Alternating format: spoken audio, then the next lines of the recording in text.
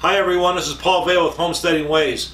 Today we are going to do our second episode in the series of coin collecting.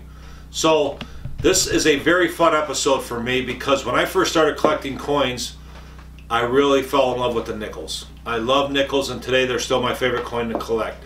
I love Jefferson Nickles, I love Buffalo Nickels, I love V Nickels, the Liberty Head V Nickels, to the Shield Nickels. I love them because it is a coin that isn't silver, generally speaking, and you can find some really good finds of a coin that's not silver that's very valuable. Jefferson Nickles, why are we going to start this set as the second set of the series, is because they're unknown treasures. The Jefferson Nickel Set started in 1938. Prior to the Jefferson Nickles coming out, there were the Buffalo Nickels that ran into 1938, and then the Jefferson Nickles came. In fact, in 1938, both the Buffalo Nickels and the Jefferson Nickles were both minted. And it's such a fun collection to do. And the Jefferson Nickels started in 1938. For instance, in 1938, Jefferson Nickel is a $1 nickel. The 1938D nickel is a $2 nickel. The 1938S is a $3 nickel. The 1942 through 1945 are actually 40% silver. Those are at least $2 each, just with their silver value. Reason for it is we had World War II going on at the time. We needed nickel for war operations, so they decided to put a nickel's worth of silver at that time into the nickel, which became 40%. And during the war years, we have 40% silver nickels. The 1949 is a more of a rare nickel, very low mintage. The 1950D is the key date of the Jefferson Nickel. Only 2 million minted. In 1950 was just a 1950D, which meant it was minted in a Denver mint, and that is a $15 minimum nickel. That is the key date, the hardest one to get. You can still get it sometimes in circulation.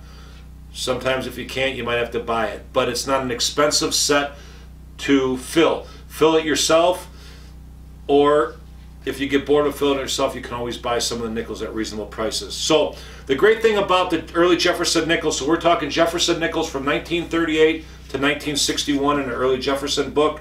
This would be Jefferson Nickel Book 1. They're at least 25 cents a piece. That's what's great. So like what I did today is I went to the bank, stopped at my bank, and I bought a $100 box of nickels. This is 50 rolls of $2 each of nickels. And what we're going to do in this episode is we are going to, once I'm done here, we're going to shut off the camera. Me and Sandra are going to go through these nickels, and we're going to pull out all of the nickels that are 1961 and before, and see the finds that we got, and then we are going to turn the video back on again and show you guys what we found in these rolls. When we get done with this roll, we'll just throw it in with the rest of our change, take it back to the bank, exchange it for cash, and we might go buy something different next week. We might buy some rolls of Kennedy $half or something. It's just some fun stuff that we do to build our collections that me and Sandra do in the wintertime that cost us no more than a nickel for a nickel, and every time we pull a nickel out of here, we just turn a nickel to a minimum of 25 cents. Fun to do, great time, and it takes care of boredom. So we're gonna shut off the video now, and then we will return once we see what we found.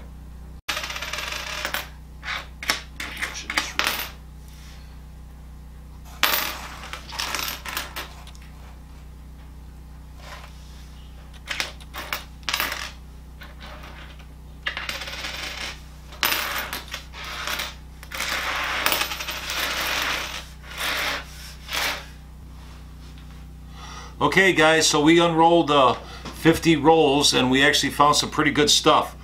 The two big key things that we found was we found a 1935 Indian Head nickel, and then we found also a 1945 silver nickel, which was pretty cool.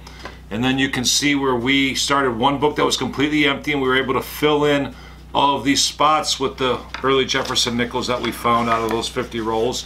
In fact, we got to even start on the second set because we had some duplicate dates, and we actually even had 7 more nickels that we'll put into a third set to start that were duplicates again.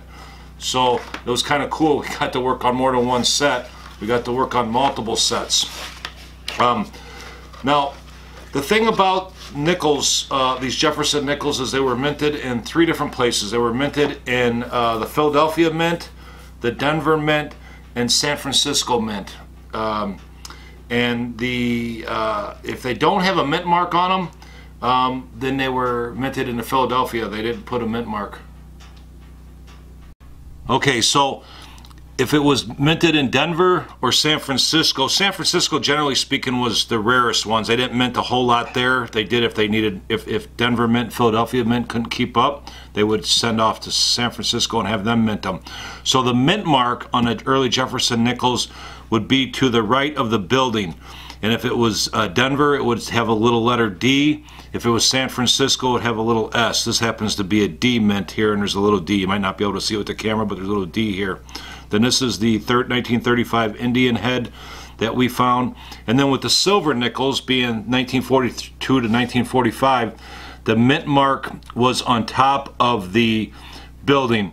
So with the silver only, if it was minted in Philadelphia, it would have a P there. If it was minted in Denver, there would be a D there. And if it was minted in San Francisco, it would have an S there.